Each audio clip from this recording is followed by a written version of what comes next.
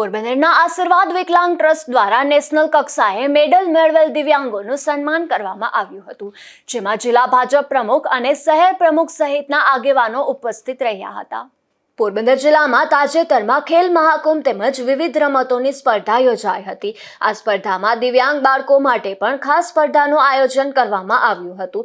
આ સ્પર્ધામાં જિલ્લા કક્ષા અને રાજ્ય કક્ષાએ ભાગ લેનાર દિવ્યાંગ સ્પર્ધકો તેમજ નેશનલ કક્ષાએ વિવિધ સ્પર્ધામાં ભાગ લઈ વિવિધ રમતોમાં મેડલ મેળવનાર દિવ્યાંગ બાળકોનું આશીર્વાદ વિકલાંગ ટ્રસ્ટ દ્વારા સન્માન સમારોહનું રત્નસાગર હોલ ખાતે આયોજન કરવામાં આવ્યું હતું।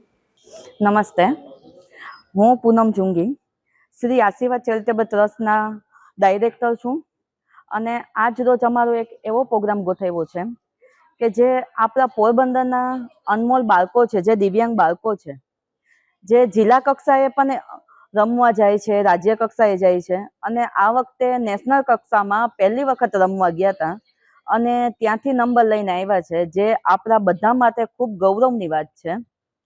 તો એમના સત્કાર સમારોહ માટે અમે એક આજે નાનું એવું આયોજન કરેલું છે અને બીજા એવા પણ બાળકોનું સન્માન કરવાના છે કે જે નેશનલ કક્ષા સુધી પહોંચ્યા છે, ભલે નંબર નથી આવ્યો પણ ત્યાં સુધી જવું પણ એક મોટી સિદ્ધિ કહેવાય છે। એટલે એમનો સત્કાર કરવા માટેનો અમે એક નાનો એવો આયોજન ગોઠવ્યો છે અને હાલ અત્યાર સુધીમાં પોરબંદરના 4 દિવ્યાંગ બાળકોના અલગ અલગ કેટેગરીમાં નંબર આવેલા છે, જેમાં 2 છે એ ગોલ્ડ મેડાલિસ્ટ છે અને બીજા છે એ બ્રોન્ઝ અને સિલ્વર મેડાલિસ્ટ છે।